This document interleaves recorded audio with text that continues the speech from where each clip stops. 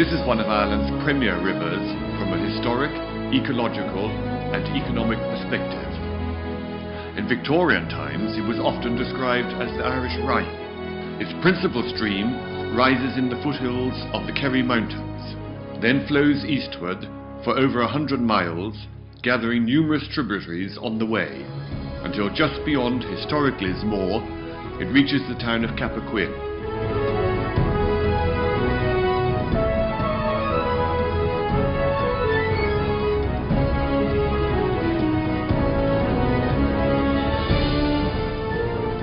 The river was the lifeblood of the local economy, principally due to its value for transportation. Its other major wealth was in its salmon fisheries. Even today the salmon still run, and there is a vibrant angling scene upstream, and the prolific wildlife goes about its related activity. Like with so many Irish rivers, each and every strategic bend became a focus point for settlement. In the case of Dromana, its massive Georgian house is long demolished, and what we now see is a redevelopment of the old Jacobean residence. Luckily, some earlier structures still survive on the grounds, such as the waterside bastion and the adjacent, absolutely unique rock house, still the subject of much academic investigation.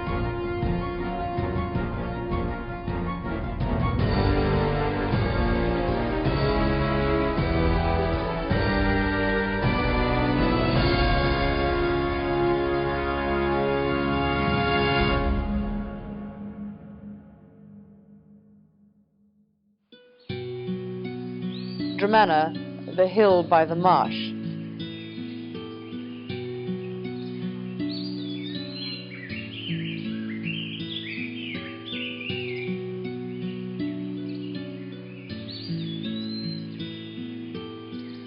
I was born here.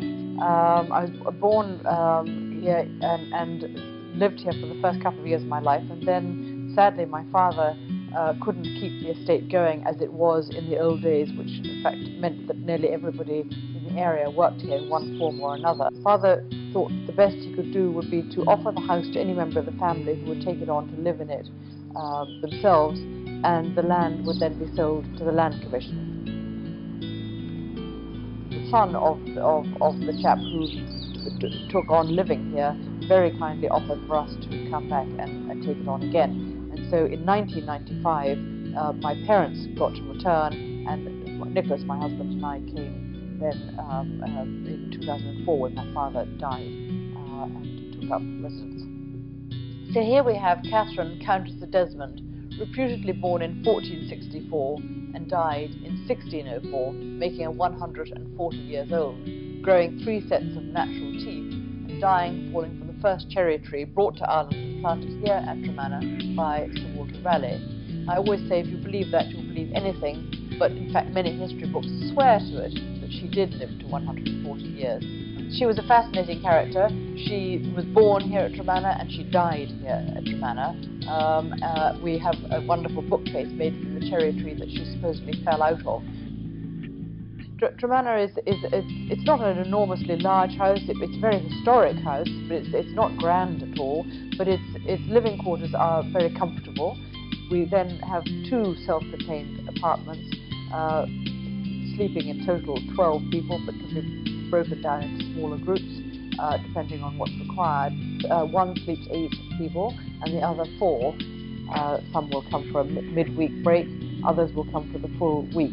So it's all very flexible.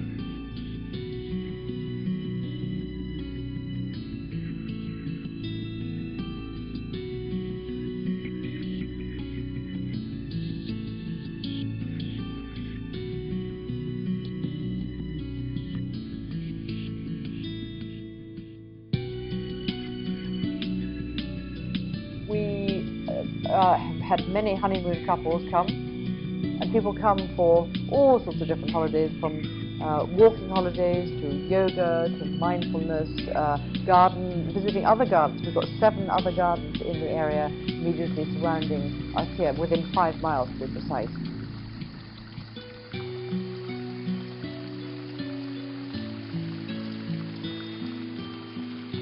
Location-wise, Dromana is very well positioned. We're 1 hour from Cork, 1 hour from Waterford, and I guess 2.5 from Dublin Airport, which is really not a bad journey.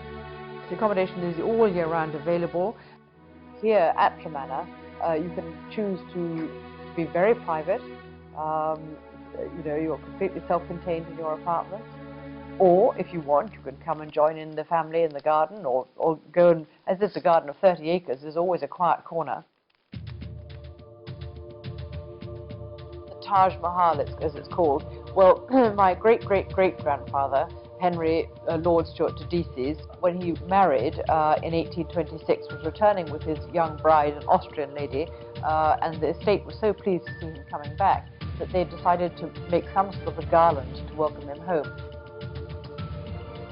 He had the bridge that you see today, or the building you see today, built at a later date after that, an era of folly building, really. So it was one of the many entrances to Dromana. There were 3 avenues.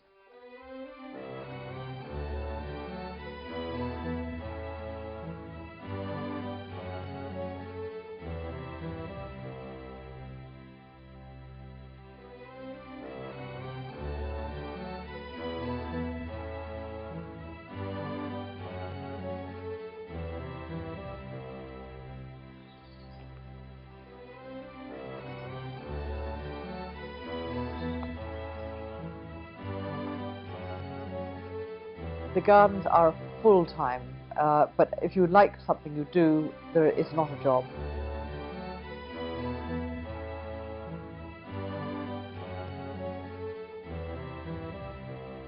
If you come to visit the garden at Dromana, or house tour,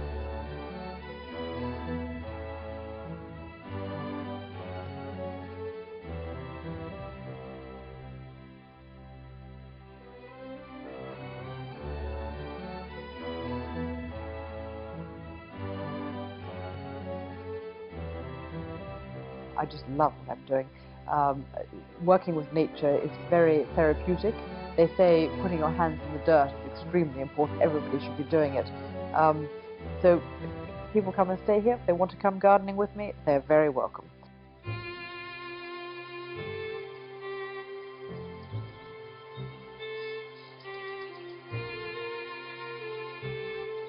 Dromana is a wonderful place for people to come if they enjoy photography, whether it be photographing flora or fauna. Up the woods, you'll come across all sorts of amazing wildlife. Needless to say, we've got throughout the year, we've got deer, we've got otters in the river.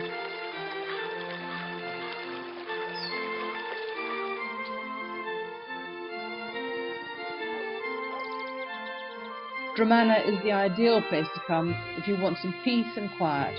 With so much natural beauty and tranquility all around you, if you want to just walk down to the bastion and sit above the water there, it is simply wonderful. There is no other place quite like it.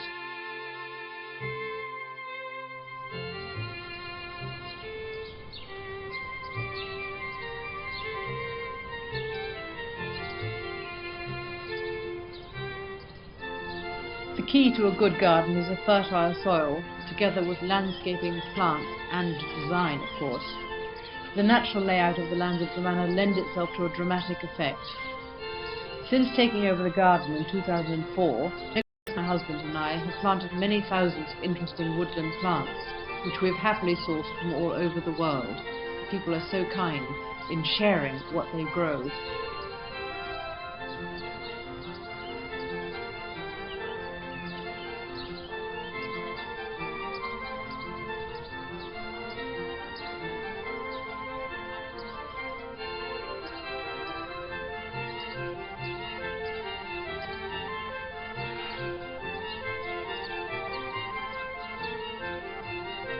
The mature trees lend a backdrop to a large number of species rhododendrons, camellias and azaleas in the spring.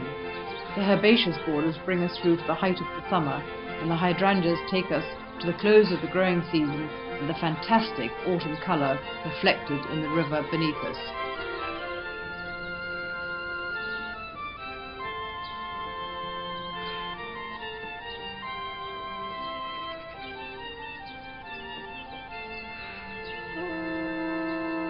And the yoga groups then, they like to maybe take in a tour of the house, they maybe have dinner with us, or they have their own self-catering apartments where they can self-cater from the beginning of the week to the end.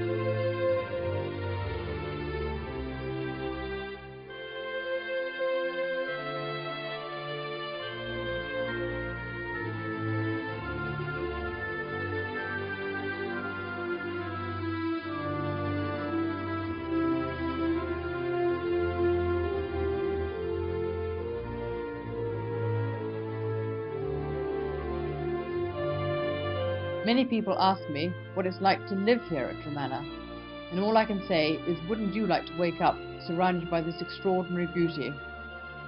I'm the 26th generation to live here, a tenant for life, I say, and there's nowhere I'd rather be.